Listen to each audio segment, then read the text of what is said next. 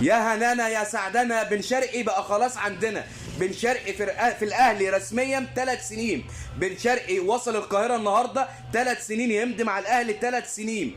صفقه تؤلم توجع. صفقه بن شرقي يا جدعان قسما بالله هتخلي جمهور الزمالك يهرب من مصر على طول.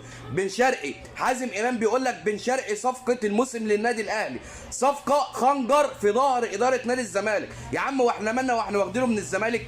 امبارح الشنوبه مع ابراهيم فايق بيقولوا ده كابوس. يعني ايه بن شرقي يروح الاهلي؟ بن شرقي رسميا، تخيل كده، بن شرقي على يمين وتريزيجيه على الشمال وتحتهم امام عاشور وقدامهم وسام ابو علي. الاهلي هينافس على كاس العالم للانديه. بن شرقي في الاهلي رسميا 3 مواسم. ايه يا جدعان ده؟ اقسم بالله صفقه الموسم. حمد لله على السلامه يا بن قلبي، حمد لله على السلامه يا بن قلبي. بن شرقي من افضل اللعيبه. اللي هيقول لي 30 سنه هقول له بن شرقي مفيش حد جه في مصر بعد كده وبن شرقي في المكان ده. بن شرقي 1 على 1 هيعدي، 1 على 2 هيعدي، 1 على 3 هيعدي. انت جايب لاعب عارف الدوري المصري ولاعب مع الزمالك قبل كده وحقق معاهم نتائج كويسه او بطولات كويسه. بن شرقي صفقه الموسم بعد تريزيجيه للنادي الاهلي. تخيل كده يا مؤمن، علي معلول تحته وبن شرقي قدام، حاجه كده من وحي الخيال.